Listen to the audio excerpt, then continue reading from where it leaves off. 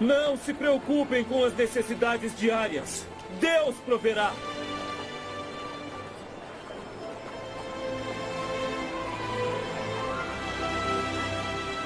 Nosso Pai no céu alimenta as aves no ar.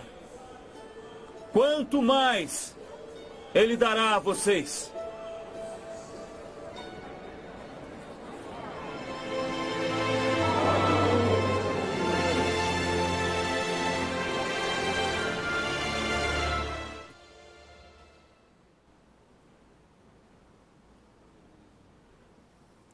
Meus irmãos, boa tarde, a graça e a paz do Senhor Jesus, amém?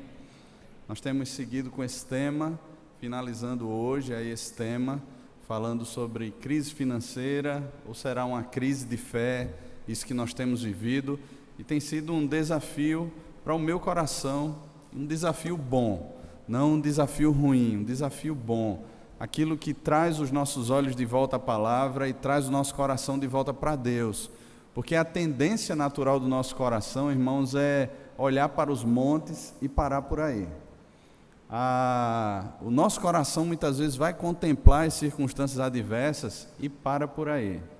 E aí ele vai afundando em meio a tudo isso, porque a gente percebe toda a nossa impossibilidade, todas as nossas limitações diante das circunstâncias, diante dos gigantes que se levantam, diante da adversidade. Porém, quando somos chamados pela palavra a contemplar o Senhor, o nosso coração volta a respirar, o nosso coração volta a caminhar e o nosso coração volta a se alegrar. E pensando em alegria, eu queria convidar você a abrir a sua Bíblia na Epístola de Paulo aos Filipenses, que é conhecida como Carta da Alegria. São pelo menos 16 citações que Paulo faz aqui em Filipenses, trazendo aí a palavra alegria ou regozijo no Senhor. Pelo menos aí 16 citações dessas palavras, e ela passou a ser conhecida pela teologia, pelos teólogos, na história da igreja, como a Epístola da Alegria, ainda que o contexto de Paulo aqui, quando escreveu essa carta, não fosse muito favorável, e a gente vai estar vendo um pouco sobre isso aqui nessa tarde. Filipenses capítulo 4, vou fazer a leitura do versículo 4 até o versículo 9, e eu peço que você acompanhe com bastante atenção. Filipenses capítulo 4, a partir do versículo 4 até o versículo 9, nos diz assim a palavra do Senhor: alegrai-vos sempre no Senhor, outra vez vos digo, alegrai-vos. Você pode ler junto comigo esse versículo? Alegrai-vos sempre no Senhor, outra vez vos digo, alegrai-vos. Seja a vossa moderação conhecida de todos os homens, perto está o Senhor. Não andeis ansiosos de coisa alguma, em tudo, porém, sejam conhecidas diante de Deus as vossas petições pela oração e pela súplica, com ações de graças. E a paz de Deus, que excede todo o entendimento, guardará o vosso coração e a vossa mente em Cristo Jesus. Finalmente, irmãos, tudo o que é verdadeiro, tudo que é respeitável, tudo que é justo, tudo que é puro, tudo que é amável, tudo que é de boa fama, se alguma virtude há, e se algum louvor existe, seja isso o que ocupe o vosso pensamento. O que também aprendestes e recebestes e ouvistes e vistes em mim, isso praticai, e o Deus da paz será convosco. Amém. Vamos orar ao Senhor? Pai, colocamos aqui a nossa vida, o nosso coração diante do Senhor, Pai. Sabemos que jamais nos inclinaríamos para o Senhor, para a Tua palavra, para crermos no Senhor, para confiarmos na Tua palavra, naquilo que o Senhor nos fala. Mas um dia o Senhor abriu os olhos do nosso coração, Pai, o Senhor nos resgatou de um império de trevas, o Senhor nos colocou no reino do Filho do Teu amor, no qual temos a redenção, o perdão dos nossos pecados e por meio de quem nos achegamos ao Senhor. Por isso, Pai, abençoa o nosso coração aqui nessa tarde, fala ao nosso coração, quebranta o nosso coração, anima o nosso coração, venha ao nosso encontro, Pai, nós precisamos do Senhor. Nós oramos por Teu nome, por Tua glória, confiados na Tua bondade. Em nome de Jesus. Amém. Meus irmãos, O nosso coração é uma fábrica de ídolos. Isso quem fala é o pessoal aí da teologia ou do aconselhamento bíblico. Eles vão dizer isso. E de fato o nosso coração ele se perde muito em meio à idolatria, porque o homem essencialmente foi criado por Deus para ser um homem religioso. E eu quero falar de religião aqui, não no sentido que Daniel pregou aqui essa manhã sobre religiosidade, mas no sentido de ligação com Deus, para um relacionamento com Deus. Só que essa religião ou essa vida com Deus, ela foi completamente corrompida pelo pecado. E o homem passou então a adorar o seu eu e a criar ídolos que de alguma forma pudessem satisfazer esse ídolo maior que é o seu próprio coração. Nessa correria atrás dos ídolos, nessa dependência da idolatria, o homem ele vai numa caminhada que não é uma caminhada crescente, mas é uma caminhada frustrante, porque ele percebe constantemente que os seus ídolos, ou os ídolos que ele põe a sua esperança, a sua fé e o seu amor, eles não conseguem satisfazer o coração. Muitas vezes isso vai acontecer com relacionamentos. A pessoa coloca a sua fé, a sua esperança, o seu amor num relacionamento, e aquele relacionamento com o tempo, ou até mesmo com poucos momentos, frustra toda aquela intenção do coração de se apoiar naquela relação. Ele frustra, ele trai, de alguma forma a pessoa se decepciona. Muitas vezes nós colocamos a fé, a esperança, o amor em instituições, e muitas vezes até dentro de igrejas. Hoje pela manhã foi falado aqui sobre a possibilidade, e eu creio que essa é uma realidade, de muitas pessoas que se convertem às igrejas, mas não se convertem ao Senhor. E principalmente pela proposta das igrejas emergentes nos nossos dias, a gente vê uma propaganda muito maior voltada para a igreja do que para a proclamação do Evangelho do Senhor. É interessante percebermos isso, porque as propagandas são feitas assim: olha, aqui você irá se sentir bem, nós somos uma comunidade de amor, nós apacentamos, nós cuidamos. A visão é sempre voltada para a instituição, para a igreja, como sendo a rocha, como sendo a superfície que nós podemos apoiar o nosso pé, e nessa caminhada muitos se frustram também. Muitos já se frustraram com a teologia da prosperidade, grande aí é o número dos desigrejados. Muitos já se frustraram com a chamada teologia da autoajuda. Muitas pessoas estão fora das igrejas porque colocaram a sua esperança nas promessas feitas, nas propostas lançadas, e por elas não serem bíblicas, por elas não terem o seu alvo no conhecimento e no relacionamento com o Senhor, essas pessoas se frustraram. Elas não queriam Deus, elas queriam uma bênção, elas queriam um bem-estar, elas queriam alguma coisa, e aquela proposta ou aquele caminho não foi satisfeito. O ídolo do coração não foi satisfeito. Em todo esse contexto, nós nos frustramos, nós ficamos inquietos, e até mesmo por percebermos que as circunstâncias ou aquilo que está ao nosso redor é muito maior que nós para que possamos dar conta delas, a gente vai afundando, e a gente vai ficando triste, e a vida vai sendo uma vida amarga, onde muitas vezes a gente vai recorrer a uma série de outras coisas, mesmo sabendo que essas coisas não darão resposta à nossa fé, à nossa esperança, ao amor, não darão respostas ao nosso coração. A gente tenta se apoiar em algumas delas como se fosse a última tábua de salvação, como se fosse a última possibilidade, mesmo sabendo, conscientemente, nós sabemos que aquilo ali não vai dar em nada, mas é como se a gente dissesse assim: olha, eu preciso experimentar algo para me sentir vivo. Eu conversava com uma jovem há alguns meses atrás, e ela dizia que olhava para as pessoas que estavam fora da igreja e passou a cobiçar a vida das pessoas que estavam fora da igreja. E eu perguntei a ela qual a razão daquilo, e ela disse assim: olha, é porque eu tento tanto andar com Deus, eu tento buscar a Deus, mas eu não sou alguém constante, eu tenho dúvidas dentro do meu coração, não há uma constância no meu coração, e eu olho para as pessoas que estão aí fora, e essas pessoas não estão nem aí para isso.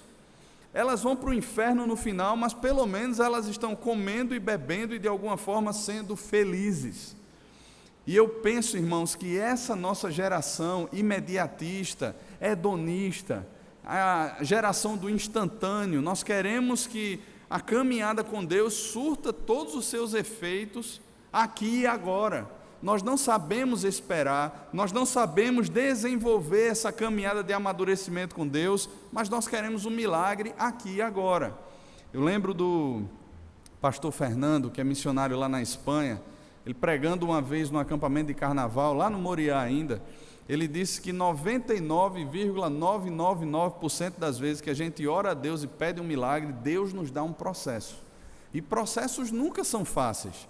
A gente não sabe esperar. O nosso coração parece ficar inquieto. E eu penso que o coração do apóstolo Paulo aqui, quando ele escreve a epístola aos Filipenses, ele tinha, humanamente falando, todas as razões para estar inquieto, para estar preocupado, para estar de alguma forma ansioso. Paulo, quando ele escreve essa carta, ele não escreve apenas essa carta, ele escreve mais 3 outras cartas, Efésios, Colossenses e Filemon, são escritas juntas com Filipenses, e Paulo está preso em Roma no momento que ele escreve essa carta, ou essas cartas, e é interessante que no conteúdo dessas cartas, nós não percebemos em momento nenhum Paulo murmurando, ou Paulo revelando ali os sonhos do coração dele, humanamente falando, dentro de uma perspectiva corrompida mesmo, dizendo assim, olha, eu queria tanto ter feito isso, eu queria tanto ter aproveitado mais isso, eu olho para a vida daqueles caras que estavam comigo lá no seminário de Jerusalém, que eram judeuzãos lá de raiz, aqueles caras estão muito bem hoje e eu estou aqui preso. A gente não percebe Paulo reclamando da vida, a gente não percebe Paulo murmurando, a gente não percebe Paulo amargo, a gente não percebe Paulo aqui sofrendo, mas a gente percebe Paulo dependente do Senhor. E eis aqui, irmãos, a razão de Paulo iniciar o versículo 4 dizendo exatamente isso: alegrai-vos no Senhor. Outra vez vos digo, alegrai-vos. Paulo sabe que todas as circunstâncias, sejam elas favoráveis ou desfavoráveis, elas não devem ser o alvo, ou nelas não devem ser depositadas a nossa fé, a nossa esperança e o nosso amor. De repente você vive uma situação muito boa na sua vida, e você olha para tudo ali que você está vivendo e diz assim, rapaz, isso aqui é bom demais, como eu estou feliz com tudo isso, olha, o casamento vai bem, os filhos estão bem, o trabalho vai bem, eu não perdi meu emprego, não sou como os 14 milhões de desempregados no Brasil, eu estou muito bem. E de repente a crise chega, e se a nossa esperança está colocada numa circunstância favorável, nós nos quebramos juntos com a circunstância. É interessante, irmãos, porque parece que o caminho do coração da gente é, na maioria das vezes, um caminho exatamente assim. A gente olha para os filhos e tem uma expectativa muito elevada nos filhos. A gente coloca uma esperança muito grande e quando não há uma correspondência disso, há uma frustração terrível no coração. É como se a gente olhasse e dissesse assim, meu Deus, para onde foi tudo que eu ensinei? Para onde foi todos os cultos que eu fiz com esse menino ou com essa menina? Para onde foi tudo aquilo que eu fiz, levando para a igreja, colocando em acampamento, isso e aquilo outro? Para onde é que foi aquilo? É como se nós quiséssemos ter o controle da vida nas nossas mãos, e momentos difíceis e circunstâncias adversas, ou a esperança quando é quebrada pela não resposta que nós aguardávamos, o nosso coração se percebe numa realidade terrível. Eu não posso dar conta. E Paulo sabia disso. Paulo sabia que ele não poderia dar conta. Paulo sabia que em momento nenhum a libertação dele aconteceria por qualquer artifício dele, ou por qualquer meio humano dele, ou por qualquer tipo de representação na prisão que trouxesse para ele algum benefício, alguma defesa humana, um bom advogado, alguém que pudesse vir e resolver a causa dele. Paulo está em paz.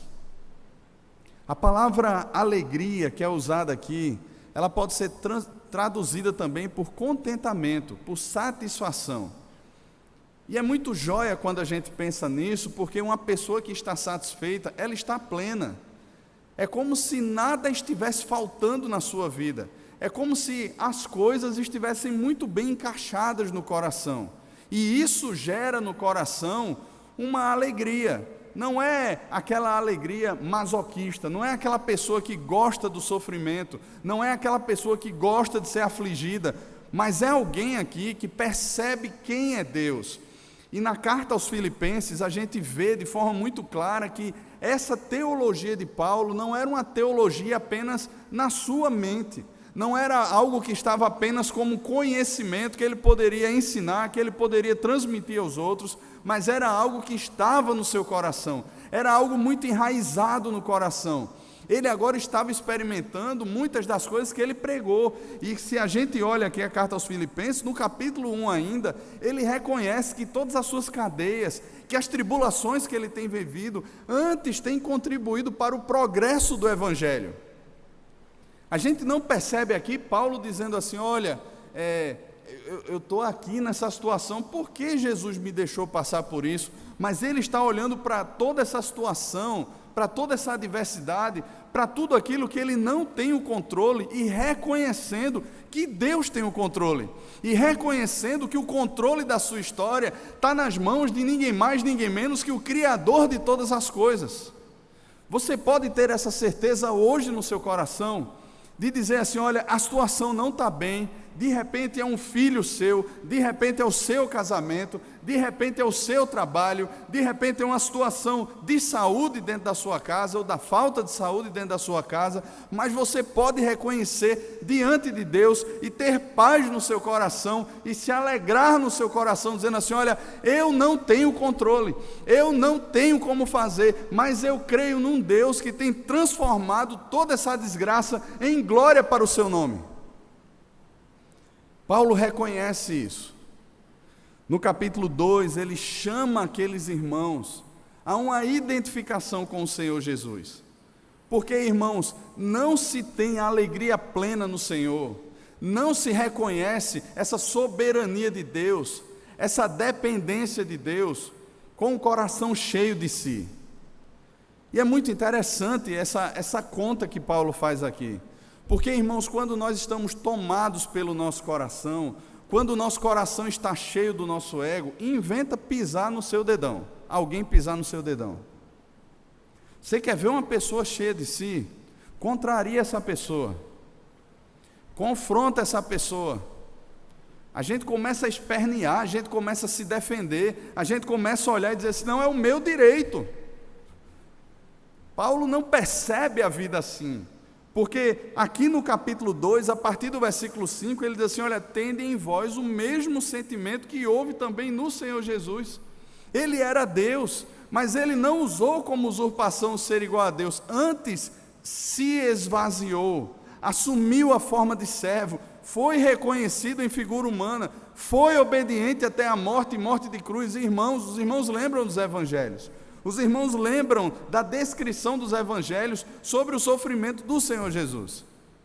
Os irmãos lembram não só das afrontas, mas os irmãos lembram de todo o sofrimento de Jesus naquela cruz, bebendo o cálice da ira de Deus. Jesus não estava cheio de si, mas o Senhor Jesus se esvaziou. Desde o momento em que o Senhor Jesus, na eternidade, junto com o Pai e o Espírito Santo, eles decidiram ali que haveria um Messias que sofreria, que seria esmagado, que ao Pai agradaria moê-lo em meio a todo aquele sofrimento. O Senhor Jesus, ele prontamente se colocou à disposição. Ele veio sabendo exatamente o que ele ia fazer, mas ele não veio para cá com os seus olhares de chama de fogo. Ele não veio para cá com toda a glória do Pai. Ele não veio para cá cheio de toda a divindade. Porque, irmãos, imagina só, uma criatura como Pôncio Pilatos olhar para o Senhor Jesus, se ele estivesse ali com o coração corrompido e cheio de si, Pôncio Pilatos olhando para ele. É só uma especulação, irmãos. Mas imagina se fôssemos eu ou você ali naquele lugar. Olha, eu tenho autoridade para te soltar, para mandar te prender, para te matar, para te deixar vivo. E aí? Rapaz, naquele momento eu faria uma piscadinha de olho para ele. Ele viraria pó na minha frente. Imagina, se nós fôssemos ali o Senhor Jesus. Um soprinho de nada. E Pôncio Pilatos ia passar o resto da vida rodando as galáxias.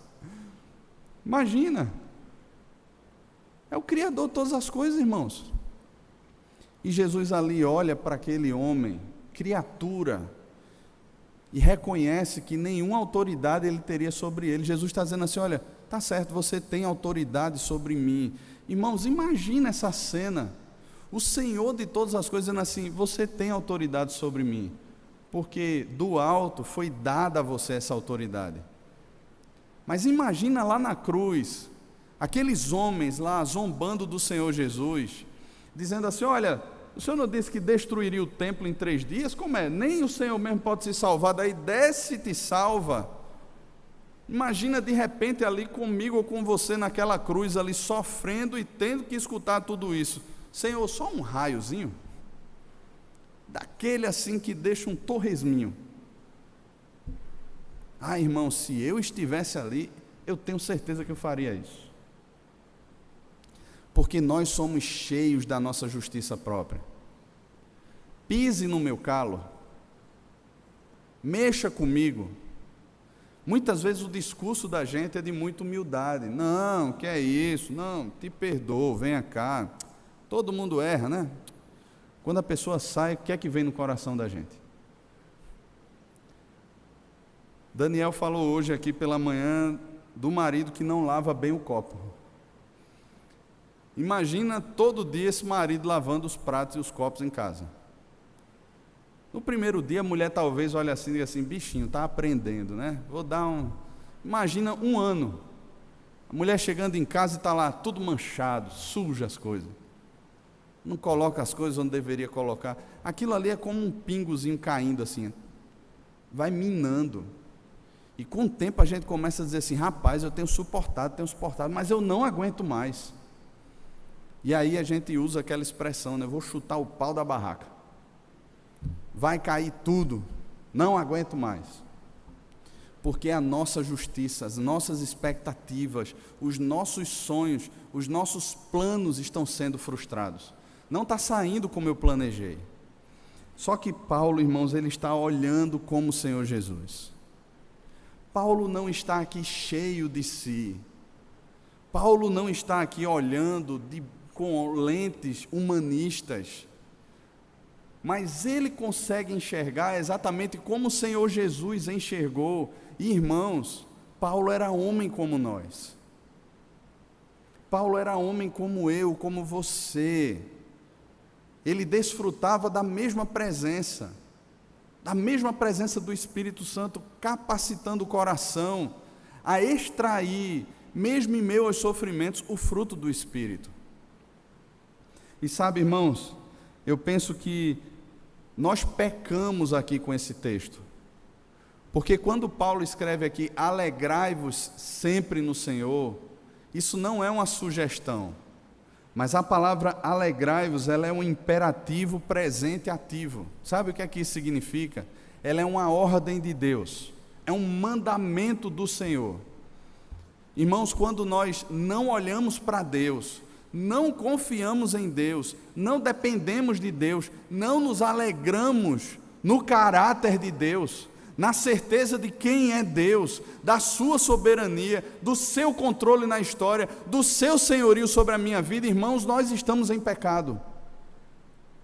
E nós não podemos ser aqui como Acã, ou como tantos outros que levantam o tapete e varrem a sujeira para debaixo do tapete e dizem assim: não, deixa a vida me levar, deixa as coisas caminharem, deixa eu viver, amanhã melhora, ou então eu dou um jeitinho, ou então eu faço uma viagem, ou então eu mudo de amor, ou então eu mudo de emprego, mas eu tenho aqui como dar meus pulos para conseguir me contentar, ou ser feliz, ou ter alguma alegria no coração.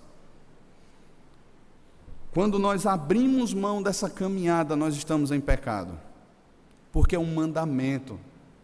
Se nós conhecemos de fato ao Senhor, nós somos chamados a ter essa nossa alegria, essa satisfação, esse contentamento no Senhor.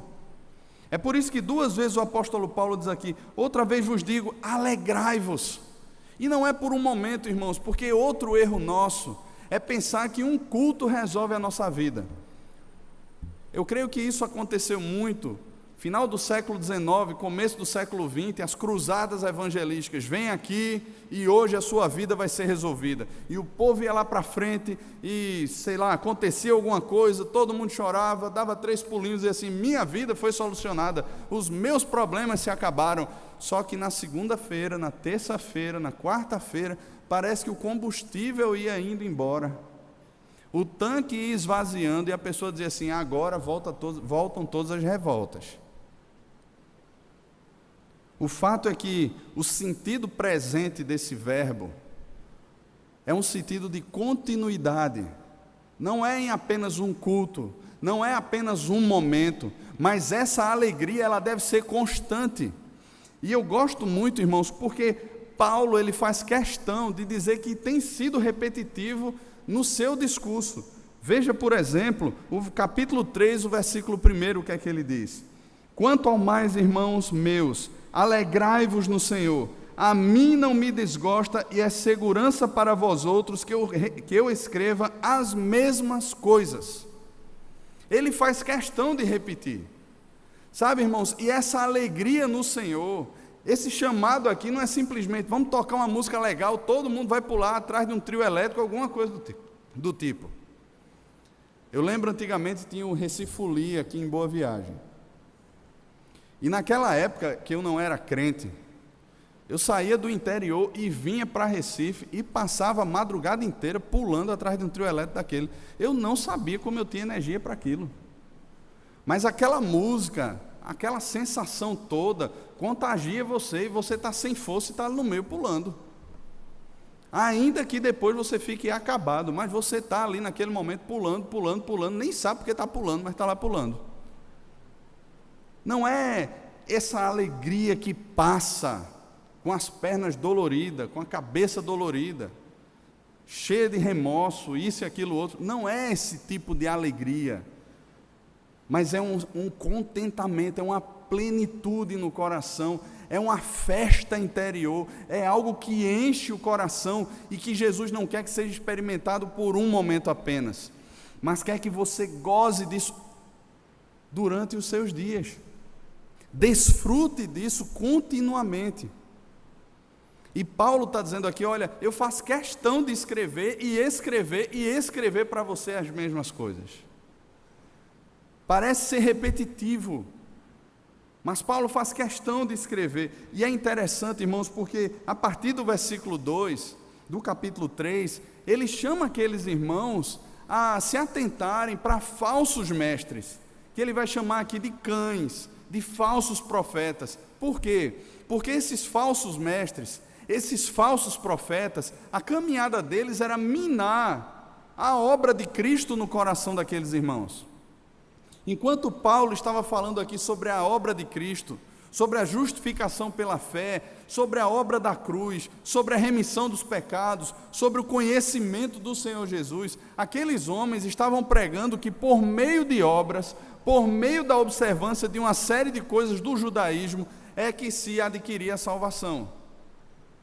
Agora imagina a crise que acontece no coração, de repente, de um judeu piedoso.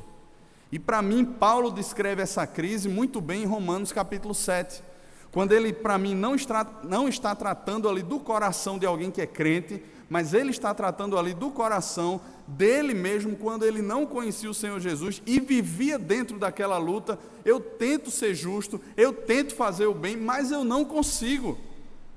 Eu encontro uma guerra interior, porque ele não consegue ter alegria, as coisas não se encaixam quando a gente tenta depender da força do braço, as coisas não se encaixam quando a obra é meramente nossa, as coisas não se encaixam quando depende de nós, quando nós tentamos ter o controle nas nossas mãos, e a gente cai numa crise desgraçada, mas graças a Deus por Cristo Jesus, porque aquilo que era impossível ao homem, Jesus tornou possível.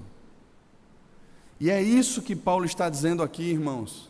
Ele está chamando aqueles irmãos a olharem para o Senhor, a crerem no Senhor, a saberem que aquilo que Jesus fez na cruz é verdade, e é isso que traz alegria ao nosso coração.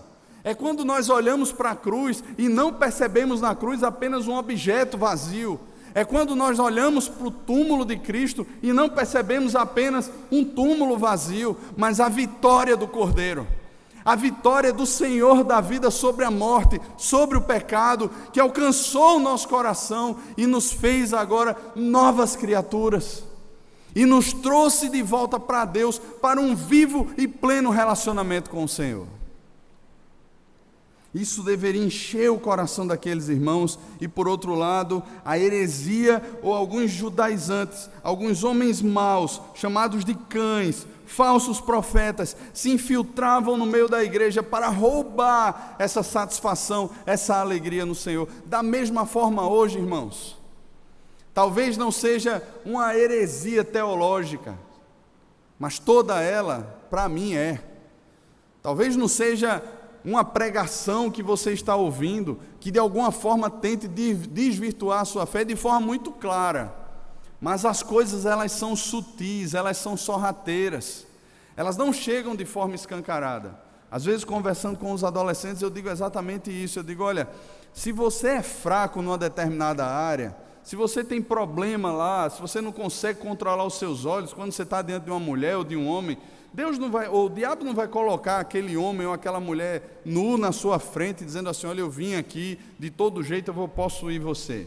Mas a coisa é sorrateira, ela é sutil, ela começa de forma quase que imperceptível. É uma palavra doce, é um afago, é uma mensagenzinha de celular, é uma foto enviada, é uma coisa ou outra, e ali você começa abrindo brechas, que se transformam em portas enormes, e quando você olha e diz assim, eu não sei como aconteceu, mas aconteceu. Não, você sabe. Se você visitar a sua agenda no passado, você vai encontrar como aquela coisa sutil e sorrateira foi chegando ao seu coração, até se transformar em pecado, e uma vez consumado, gerar morte no seu coração. Da mesma forma essas coisas, e eu penso que muitas propostas que nós vemos hoje em dia e aceitamos muitas vezes, elas são como esses caminhos que tentam usurpar a alegria do Senhor no nosso coração. E no final das contas, irmãos, nós nos pegamos preocupados, inquietos, ansiosos, porque perdemos o Senhor de vista. Fomos devagarinho, até chegarmos lá. E depois que chegamos lá, nós não encontramos mais o Senhor. Encontramos o nosso eu, encontramos o pecado, encontramos a morte. O texto segue, Paulo diz, seja a vossa moderação conhecida de todos os homens, perto está o Senhor. E é interessante que a palavra moderação aqui, ela tem várias traduções. Ela pode ser transmitida por equidade, ela pode ser traduzida por outras palavras, mas no centro de tudo isso significa integridade. Seja a sua integridade conhecida de todos os homens. Seja o caráter de Cristo em você conhecido de todos os homens. Seja essa nova vida percebida por todos os homens. Irmãos, o que é que os homens têm percebido quando conversam conosco? Qual é o centro, o que é que gira nas nossas conversas, o que é que nós colocamos para fora, e o Senhor Jesus deixa claro que a boca acaba falando daquilo que enche o coração. O coração corre atrás de um tesouro, nós vimos isso aqui há 2 domingos atrás, o coração corre atrás de um tesouro, o tesouro domina o coração domina a vida, e a vida agora quer prestar culto a esse tesouro. E o que é que tem enchido o nosso coração, irmãos? Porque onde está o nosso tesouro, o Senhor Jesus nos diz que ali estará também o nosso coração. E as pessoas passam a ver de forma muito clara que tesouro é esse. Porque Ele é o centro das nossas discussões, Ele é o centro das nossas conversas, Ele é aquele que nós vamos empenhar toda a nossa força, investir o nosso tempo, investir os nossos potenciais para adquiri-lo ou para vivenciá-lo, e as pessoas veem isso. Não que a gente tenha que viver um evangelho de aparência, mas o que Paulo está discernindo aqui para mim e para você é onde está o nosso coração em meio a tudo isso. Onde está o nosso coração? E um desses termômetros que revela o nosso coração são as pessoas que estão ao nosso redor. E ele acrescenta aqui, perto está o Senhor. O que ele está dizendo não é que Jesus está de lado como um fiscal ou como um policial para nos multar. Mas o que ele está dizendo é: rapaz, o Senhor está voltando. Não perca isso de vista. Nós somos peregrinos e forasteiros aqui nessa terra. Não se perca. Não tenha o seu coração envolvido ou correndo atrás de tantas outras coisas que só trazem inquietação, que só trazem preocupação. Alegre-se no Senhor. Ele está voltando. Mas nós perdemos isso de vista, irmãos. Tão pouco falamos sobre o céu. Parece que esse existencialismo, o humanismo, a necessidade de firmarmos reinos aqui na terra, enche tanto o nosso coração, que nós não pensamos mais no porvir, nós não pensamos mais no céu, nós não pensamos mais quando desfrutaremos de forma plena da presença do Senhor, sem mais pecado. Parece que essas coisas não enchem mais o coração da gente. O que enche o meu coração é o que eu tenho para fazer amanhã. E talvez você esteja aqui hoje exatamente pensando assim: o que é que eu vou fazer daqui a pouco? O que é que eu tenho para fazer amanhã? Quantas contas eu tenho para pagar? O mês está começando e tem colégio de menino, e tem isso, tem condomínio, tem aquilo outro, isso e aquilo outro, será que vai dar? E segunda-feira eu tenho o que para fazer? E quarta-feira eu tenho o que para fazer? Eu estou muito atarefado, as coisas não estão boas, eu preciso dar uma resposta a isso tudo. É isso que tem tomado o nosso coração, irmãos. Há 2 domingos atrás nós vimos o Senhor Jesus dizendo para mim e para você: o amanhã Ele trará os seus próprios males. Por isso não se inquiete com o amanhã. Irmãos, isso não é irresponsabilidade, isso não é preguiça, mas é olhar para o Senhor e saber que se Ele permite a nossa vida, se Ele quer que a gente continue vivo hoje, Ele garante também o nosso dia. Não andeis ansiosos, pois, de coisa alguma. Em tudo, porém, sejam conhecidas diante de Deus as vossas petições pela oração e pela súplica com ações de graças. O versículo 6 inicia com outro imperativo: não ande ansioso. É uma ordem do Senhor. Como eu falei aqui 2 domingos atrás, eu volto a falar agora. É claro que existem ansiedades que elas são fisiológicas. Mas essa ansiedade que Paulo fala aqui, não é uma coisa que eu herdei de alguma forma, uma deficiência hormonal, não é uma coisa assim. Mas é um coração no lugar errado. Não é uma questão médica, mas pode se tornar. Pode se tornar. Porque a gente sabe, irmãos, que quando as preocupações tomam demais a vida da gente, eu lembro de tempos na minha vida que eu começava a ficar com tremedeira aqui nos olhos, tremedeira no canto da boca. Eu estava ansioso, eu estava estressado. A gente está sendo puxado mais do que o corpo pode aguentar. A gente começa a ser tomado por aquilo tudo e a gente perde Deus de vista. E eu estou falando de ministério, irmãos. Você envolvido na igreja, envolvido no ministério pastoral, pregando a palavra, discipulando pessoas, treinando pessoas, pastoreando, aconselhando pessoas, e você é tomado por tudo isso de tal forma que você começa a ficar ansioso.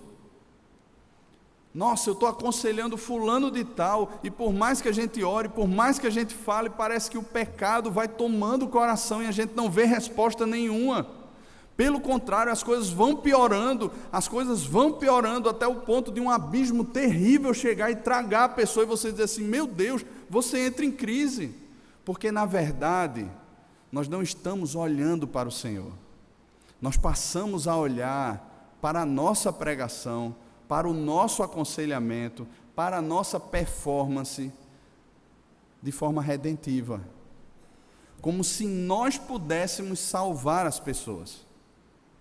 Como se de alguma forma eu pudesse dar resposta ou trazer a pessoa da morte para a vida. E isso, quando toma o coração, irmãos, revela para nós algo podre que começa a adoecer e a se manifestar de forma clínica agora. E a gente vai definhando, e a gente vai quebrando, a vida vai perdendo o gosto, porque o Senhor já não tem gosto nenhum. O Senhor já foi perdido.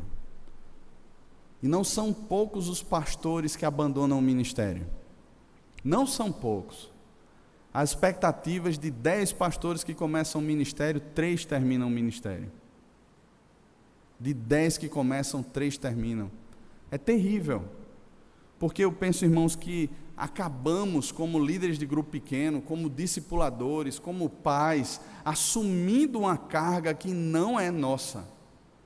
Aquele papel que é para a gente fazer, a gente acaba assumindo esse papel de forma redentiva. E a gente começa a dizer assim, olha, se eu fiz tudo certo, ou se eu não fiz alguma coisa certa, depende de mim, eu tenho que voltar lá atrás e corrigir e fazer de novo, porque o resultado não está saindo como eu quero.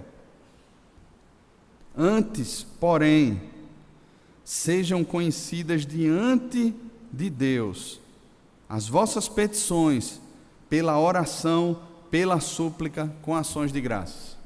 Parece que Paulo está sendo redundante aqui, mas ele não está. A palavra oração aqui, ela tem um sentido mais simples. É o ato mesmo de orar a Deus, de abrir o coração diante de Deus. Mas ele intensifica quando ele fala de súplica. Aqui a palavra é literalmente rasgar o coração.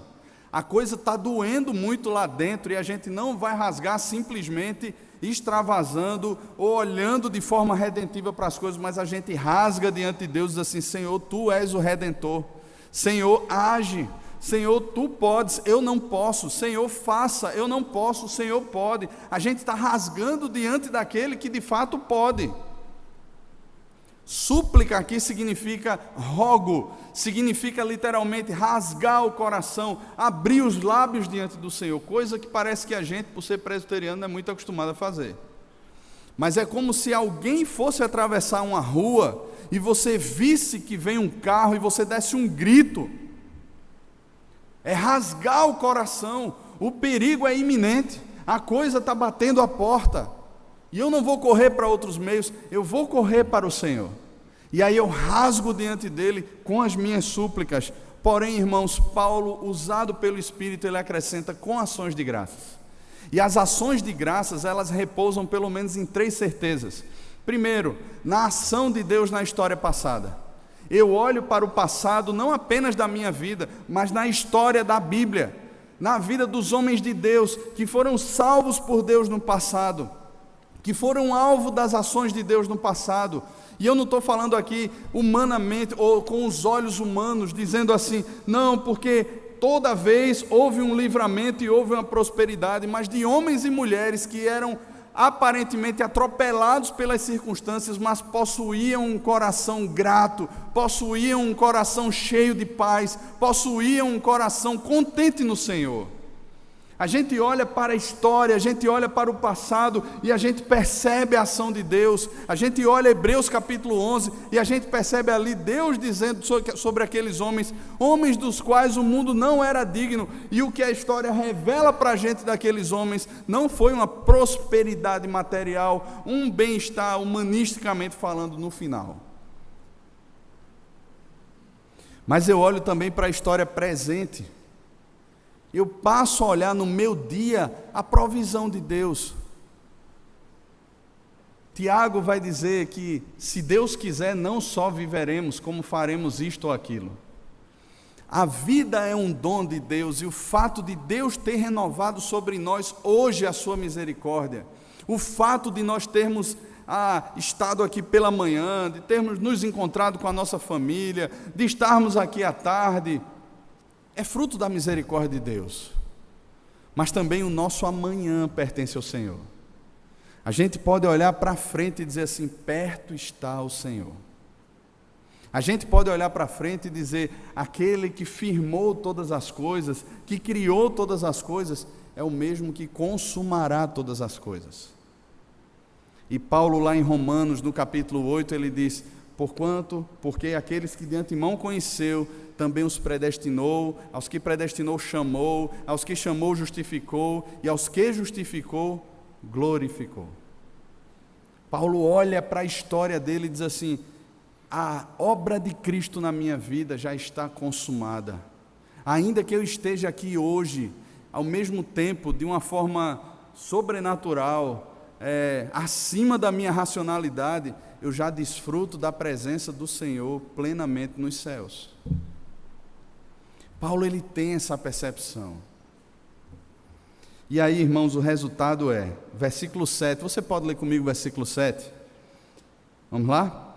E a paz de Deus, que excede todo o entendimento, guardará o vosso coração e a vossa mente em Cristo Jesus. Irmão, isso aqui é lindo demais. Sabe o que é que Paulo está falando aqui? Como resultado dessa entrega a Deus, como resultado dessa alegria no Senhor, que reconhece o Senhor, a paz de Deus. Dois aspectos aqui. Primeiro é a paz com Deus. A paz com Deus, ela foi conquistada por Jesus na cruz, na nossa justificação, perdão dos nossos pecados. Nós temos agora paz com Deus. Só que, quando nós fomos justificados, essa é uma obra jurídica. Quando os nossos pecados foram perdoados, é uma obra jurídica. Nós não sentimos um efeito no nosso coração dizendo assim, ai, que alegria, eu estou sentindo uma sensação tão boa. São os efeitos da justificação, da santificação no meu coração. Eu estou sentindo esse negócio, é gostoso demais. A gente não diz isso. Não é algo que é sentido assim. Essa paz com Cristo, ainda que a gente passe a desfrutar de aspectos benéficos dela, a gente não passa a sentir como um efeito sentimental no nosso coração. Entretanto, Paulo faz questão de dizer aqui que é a paz de Deus. Não é a paz com Deus, essa paz de Deus é fruto da paz com Deus. Isso aqui são os efeitos da Shalom. É muito maior do que um bem-estar por circunstâncias favoráveis. É muito maior do que simplesmente eu estou num jantar romântico com minha esposa, ai, como eu estou em paz, que coisa deliciosa estar aqui. Não, é muito maior que isso. Se eu fosse Mano agora, né, ou se fosse Júlio aqui, eu ia cantar essa paz que sinto. Mas eu não vou arriscar, irmãos. Vou privar os irmãos dessa tristeza, de não deixá-los em paz. Mas essa paz, irmãos, que não é porque as coisas estão bem, mas ela é um guarda. É interessante aqui a palavra guardará o vosso coração. A palavra guardará aqui significa literalmente uma sentinela armada. Eu não sei se você já passou na frente de um quartel. Adilton já foi militar, né, Adilton? Trabalhou lá no CPOR, né? Você viu lá. E tem umas sentinelas lá, né? Os caras que ficam lá no portão. Não sei quantos aqui já passaram ou já fizeram parte disso. Mas aquele sentinela, ele recebe uma ordem. Ninguém entra, ninguém sai. Só com autorização. Imagina você dizer assim, não, eu vou ali no quartel agora, não quero nem saber, vou botar a cara do carro e vou entrar de todo jeito. O que o cara faz, Adilton? Sola gratia. O cara vai pegar o fuzil. A Belenda gosta, né, Belenda? O cara vai pegar o fuzil ali, vai apontar para você, e se você insistir, você vai levar bala. Você vai levar bala. Sabe o que é que Paulo está dizendo aqui? Meus irmãos, quando nós colocamos o nosso coração assim diante de Deus, esse sentimento de paz, ele invade o coração. Isso aqui é algo que a gente sente mesmo. A gente passa a desfrutar, a gente consegue sentir a paz de Deus. A gente tem, mesmo em meio à tempestade, aquilo que o Senhor Jesus estava fazendo no barquinho. Estavam lá as ondas, os ventos, o risco de naufragar, e o Senhor Jesus estava descansando. Ele estava descansando. A gente consegue sentir isso.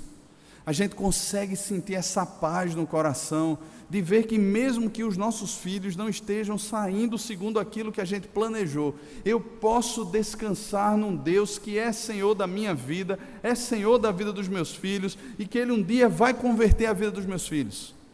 Mesmo em meio ao caos do meu casamento, eu posso olhar e dizer assim, eu posso descansar em Deus, nas promessas de Deus, eu posso entregar a Ele o meu casamento, a vida do meu esposo, a vida da minha esposa, eu posso entregar e descansar, ainda que o desemprego bata a porta da minha casa, eu posso descansar no Senhor, eu posso esperar no Senhor, eu posso confiar no Senhor, e o resultado disso, irmãos, é essa É essa paz que toma o coração como um sentinela armado, que agora aponta o fuzil para a ansiedade, aponta o fuzil para as inquietações, diz assim: olha, aqui não, nesse coração você não entra. Eu sou chamada Shalom de Deus, que estou guardando esse coração, aqui não. Deus coloca uma sentinela armada na porta do nosso coração, para guardar o nosso coração, irmãos. Isso é tremendo, irmãos, porque nós podemos sim descansar, nós podemos sim confiar, porque nós temos um Deus que cuida de nós. Ele guarda o nosso coração, guardará o vosso coração e guardará a vossa mente também. Não é só o coração, e eu acho muito jóia como a Bíblia define o coração. Provérbios 4:23, sobre tudo que se deve guardar, guarda o seu coração. Ali é uma atitude ativa do homem, só que aqui é Deus quem está guardando o coração. Imagina, se de alguma forma nós podemos guardar o nosso coração, imagina Deus guardando o nosso coração, imagina Deus cuidando da nossa mente, da nossa sanidade, imagina entregar a Deus as nossas causas de forma tão profunda, ao ponto de não precisarmos mais recorrer a nada, a não ser confiar nessa paz que toma conta da nossa mente também, que restabelece as nossas faculdades, que cura o nosso coração, que traz perdão, que traz conforto, que traz consolo, que alimenta a alma, que nos faz de fato descansar no Senhor. Imagina isso. Isso é verdade, isso pode acontecer comigo e com você. Porém, Paulo vai finalizar esse texto, versículo 8 e versículo 9, dizendo assim: irmãos, por fim, tudo que é verdadeiro, tudo que é respeitável, tudo que é justo, tudo que é puro, tudo que é amável, tudo que é de boa fama, se alguma virtude há e se algum louvor existe, seja isso que ocupe o vosso pensamento. O que também aprendestes e recebestes e ouvistes e vistes em mim, isso praticai, e o Deus da paz será convosco. Pelo tempo aqui, por conta do tempo, eu vou espremer isso aqui. Em resumo, a gente pode dizer assim: tudo que Paulo falou no versículo 8 não é obtido neste mundo, nem está dentro do nosso coração como se fosse uma coisa propriamente nossa. Mas ele vai dizer: o que também aprendestes e recebestes e ouvistes e vistes em mim. Ou seja, ele aponta para a palavra de Deus. Ele aponta para a vida com Deus, para o conhecimento do Senhor. Isso praticai, e o Deus da paz e o Deus da Shalom será com vocês. O que é que Paulo está querendo dizer aqui? Irmãos, eu tenho um problema muito sério. Estou deixando mesmo assim de usar o Facebook, deixando mesmo. Eu gosto muito do Instagram, porque eu gosto muito de páginas de pessoas que trabalham com paisagismo, trabalham com plantas, eu gosto desse negócio, é um hobby para mim. E eu gosto de ficar vendo esses negócios assim, e Daniel vai dizer assim, coisa de velho, passarinho... Eu gosto dessas coisas, irmãos, não sei, eu gosto. Aí vê que eu sou meio velho mesmo. Mas o fato de ser velho é uma bênção. Mas vamos lá, o fato é que eu gosto dessas coisas porque eu não vejo ali muitas notícias, porque eu tenho um problema sério. Eu sei que a gente tem que ter uma voz profética, a gente tem que pregar sobre a corrupção, a gente tem que falar sobre uma série de coisas, de toda essa bagunça que acontece dentro do país da gente, a gente tem que levantar uma voz assim.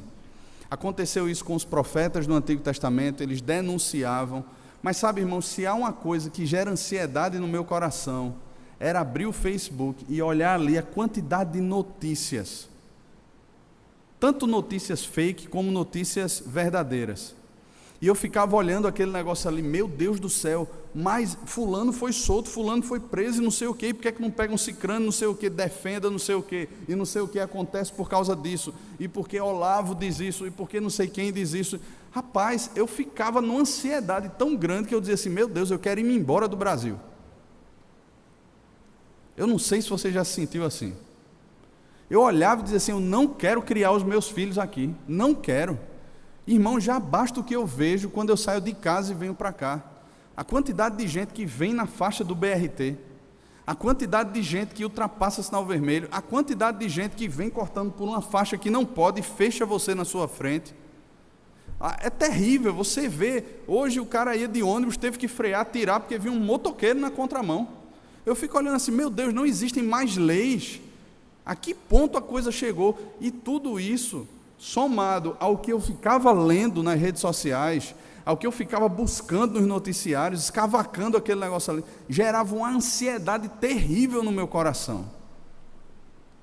Porque eu dizia assim, meu Deus, as coisas vão de mão. Sabe quando você para de perceber a soberania de Deus, o controle de Deus? Quem é que coloca um governante? Quem é que tira o governante? Quem é que é soberano? Quem é que comanda todas as coisas? O coração do rei está nas mãos de quem? Eu esquecia de tudo isso. Eu não sei se você vive essa crise, mas essa era uma crise que eu vivia. Graças a Deus, irmãos, Deus tem me libertado desse negócio.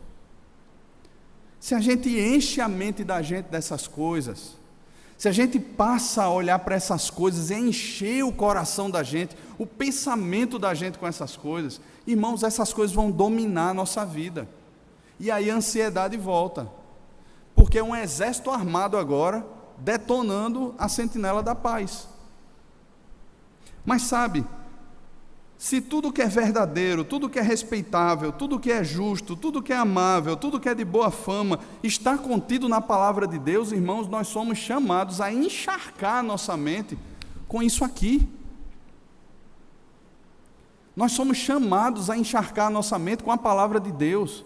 Não é apenas aquela leitura que eu bato o meu ponto dizendo assim, eu li aqui o meu plano de leitura anual, terminei, estou em paz, vou para casa. Ou então vou dormir agora porque eu já orei hoje. Não. Mas é encharcar a mente com a palavra, relacionamento com Deus, vida com Deus, colocar diante de Deus em oração, suplicar pelas coisas que a gente não consegue lidar. E aí o Deus da paz, não é mais a paz de Deus, mas agora é o Deus da paz que vem e está conosco. Vem caminhar conosco, é literalmente aqui, vem abençoar, está próximo a você. É claro que Deus está próximo de nós, mas essa aqui é literalmente uma expressão da Shalom de Deus que nos abraça. Mas nós precisamos encharcar a nossa mente com aquilo que é de Deus, com a palavra de Deus, com a vida de Deus, olhar para Deus não apenas como alguém que eu visito ou acesso aos domingos, ou de vez em quando em casa, mas como alguém que está presente comigo, trazendo paz ao meu coração, em meio a toda essa bagaceira que está aí ao meu redor. Saber que Ele é soberano, saber que Ele me guarda, saber que nenhum dos seus planos pode ser frustrado, saber que Ele está no controle de todas as coisas, ainda que muitas vezes a minha limitação impeça de ver, eu posso olhar e dizer assim, Senhor, eu não estou vendo nada, mas eu creio, e por causa disso eu confio, e por causa disso eu descanso, eu dependo, eu espero no Senhor, e por causa disso agora a Tua paz vem e reina no meu coração. Irmão, como é que está o seu coração? Como é que está a sua vida? Quando você faz um check-up, ainda que rápido, superficial, ou até mesmo profundo, porque o calo está doendo aí agora em você. Você está em paz, irmão? Você está descansando? Você está confiando? Você está olhando para Deus? Deus está chamando a mim e a você. Se a gente está em pecado, se a gente não está se alegrando, se a gente está abraçando a ansiedade ao invés de não andar ansioso, descumprindo esses 2 mandamentos, irmãos, é tempo da gente se arrepender, é tempo da gente pedir perdão a Deus e olhar para Deus de novo e dizer assim, Senhor, me ajuda. O Senhor vem ao nosso encontro. Ele vem. Coração quebrantado, espírito contrito, compungido, o Senhor não rejeita, irmãos, Ele vem ao nosso encontro. Ele vem ao nosso encontro para nos abençoar. Mas é preciso que a gente reconheça, que a gente se arrependa, que a gente confesse e deixe, sabendo que a gente alcança a misericórdia do Senhor. Vamos orar? Feche os seus olhos, curve a sua cabeça. Você sabe, eu não sei como é que está o seu coração. Não sei. Você sabe, Deus sabe o que é que tem apertado você. Deus sabe as lágrimas que rolam do seu rosto e molham o seu travesseiro. Deus sabe. Deus sabe. E se você está ansioso aqui, preocupado, inquieto, com o coração transtornado, eu quero chamar você a se arrepender, porque é um chamado da palavra de Deus. Eu quero chamar você a olhar para Deus de novo, a confessar e a deixar a inquietação, a preocupação, os cuidados da sua vida nas mãos do Senhor, porque Ele cuida de você. Saiba que quando a gente ora, quando a gente suplica o favor de Deus, quando a gente é grato a Deus, essa paz vem como uma sentinela para guardar o nosso coração. E quando a gente começa a encher a mente da gente, a encharcar a nossa mente com aquilo que é de Deus, talvez você precise mudar as músicas que você tem ouvido. Talvez na inquietação do trânsito, você precise colocar lá música boa, que fale de Cristo, encher o coração de Cristo. Talvez baixar aí pregações, colocar no MP3, ouvir no carro. Encharcar a mente, irmãos, encharcar a mente da palavra de Deus, porque quando a gente enche a mente da gente, o coração da gente com aquilo que é de Deus, o Deus da paz vem estar conosco, vem para nos abençoar, vem para tirar do nosso coração, porque a sentinela vai estar lá na frente, dizendo assim: olha, aqui você não entra em inquietação, ansiedade aqui você não entra, e a gente consegue descansar, irmãos, porque a gente está vendo Deus e a gente está sendo guardado debaixo da poderosa mão do Senhor. Ó Senhor, o Senhor conhece cada coração aqui, Pai, e a gente quer colocar aqui diante do Senhor, Pai, as nossas preocupações, inquietações, ansiedades, mas não só aqui. Nos leva hoje ainda, Pai, quando chegarmos em casa, visitarmos o coração diante do Senhor e orar como Davi. Deus, vê se há em nós caminhos maus. Vê se há ansiedade escondida como um tipo de vírus, querendo destruir a minha fé, a minha esperança, o meu amor, a crença num Deus vivo que cuida de mim. Senhor, vê se há e detona esse vírus, Pai. Senhor, nós queremos Te buscar de todo o coração, Pai, e nós queremos desfrutar dessa sensação de shalom, dessa paz que o Senhor conquistou lá na cruz, que nos alcançou e que pode ser experimentada quando a gente olha para o Senhor e a gente deposita todos os nossos cuidados na Tua mão. Porque, Senhor, nós não temos condições de assumir o controle, nós não temos condições nenhuma, Pai. Nós queremos aqui, Pai, quebrar os ídolos do nosso coração e dizer: Senhor, seja Deus no nosso coração. Estabeleça o Teu trono, o Teu altar no nosso coração. E assim faça a Tua paz reinar no nosso coração, Pai. No nome de Jesus. Amém. Deus abençoe.